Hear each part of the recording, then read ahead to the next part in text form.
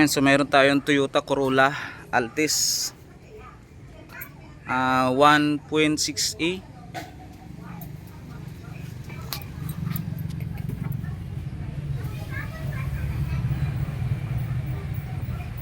Ayan, so binuksan natin yung kanyang crankcase. Ayan. Binuksan natin yung kanyang crankcase kasi malakas ang tagas. So medyo marami tayong lilinisin. Ayan, kasi ano to, dapat ang ginamit na pandikit dito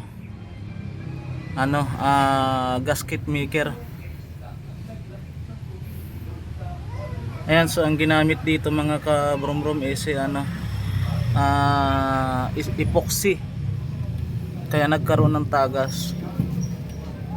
Epoxy ang ginamit dito.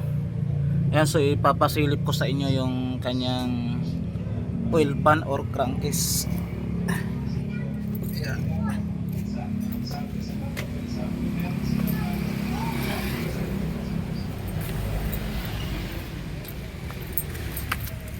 Ito mga kabromrom, epoxy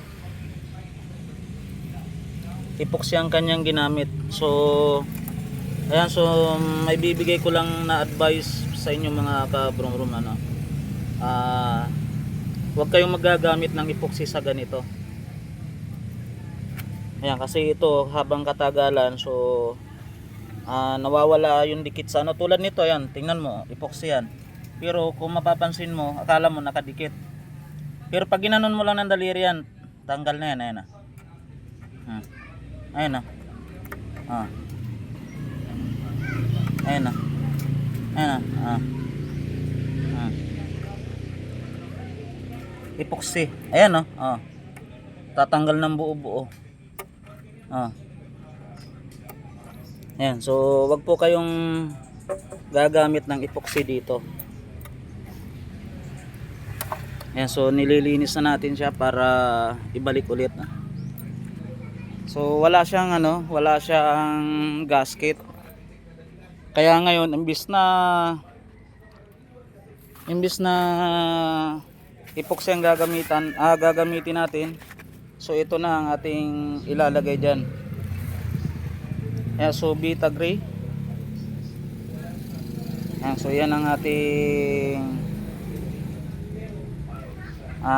gagamitin para doon sa pagbalik ng kanyang oil pan.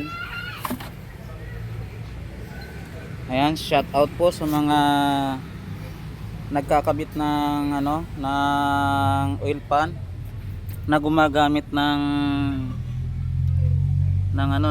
epoxy. Ayan, so katagalan po niyan kasi sa sobrang init, hindi siya recommended yung epoxy, no? Hindi siya recommended doon sa may mga langis-langis. Ito, buo.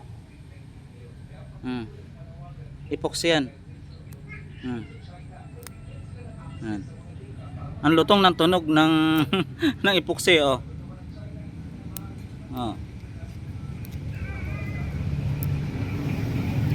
Ayan, so wag kayong gagamit yan. Ayan, shout out po. At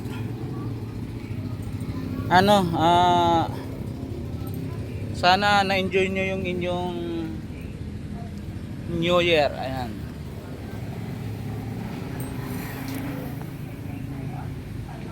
So ito yung dahilan, yung epoxy. Ayan, so please subscribe, like and share para doon sa ating iba pang videos. Thank you.